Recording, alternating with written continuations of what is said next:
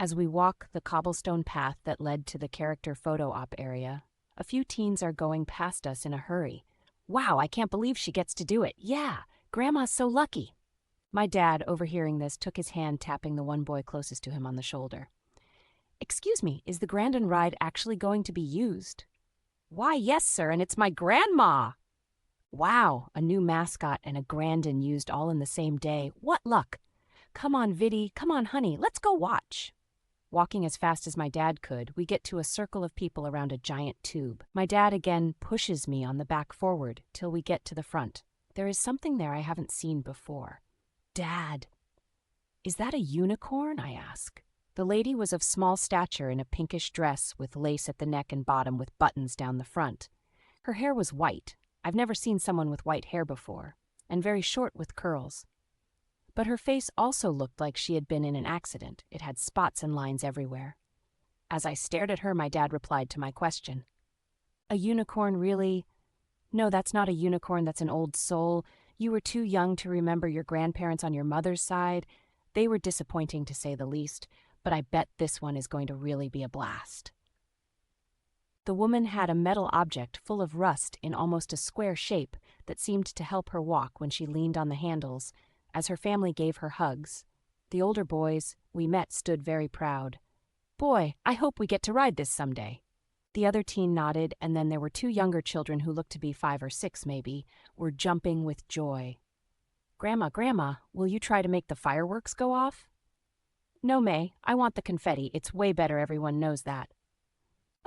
Kenny, fireworks are the best.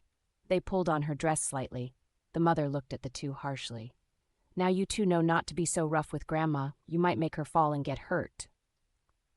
The old lady's shaky lips began to speak. I will do my best now. You two listen to your mother, was all she said. The two kids looked down and stopped moving. Sorry, Mom. Sorry, Grandma. We are just so excited. An employee came up. Here, let me help you with that. He placed the metal object to the side and helped the old soul carefully sit on a blue chair, still holding her purse on her lap. Here, madam, I will take that for you. We don't want your purse's contents to fall out.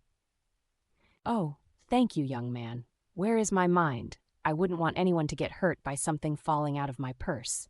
You know, I've had this purse since I won it here at Harltsland when I was just a girl. Fine quality to last this long. It's practically a part of me at this point.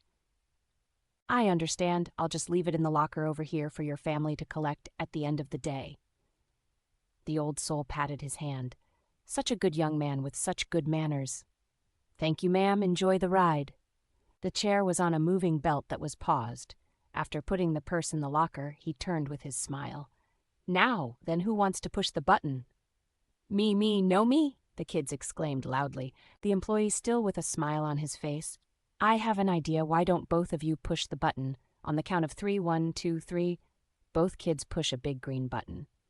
The chair started to move forward very slowly to a very large clear tube. You're so lucky, Grandma. I wish I got to ride. Bye, Grandma. Have fun. Love you. The chair continued to move slow. The suspense is killing me, one of the teens said, as Grandma's chair made it to the tube. It sat totally still for only a moment. Then whoosh, up, up, up. She went into the tall tube, probably 50 stories tall. You could barely see her body shape anymore, just a pink dot as it took a quick turn in the tube. She was shot into the blue sky. In the distance was a huge target with huge numbers. You could see the pink dot getting closer and closer, till there was just a larger red dot on the target. She was able to actually hit the center. Fireworks went off with confetti. A bullseye, the employee exclaimed, clapping his hands. Then pushing a small red button and pushing some computer keys beside it, the large tube became a smaller tube. Something was coming back over. It was 2 Calvin the Bull toy bubble wands for the little kiddos, 2 food vouchers for Mom and Dad, and 2 rooster bands for the young gentlemen. The employee handed them to the family.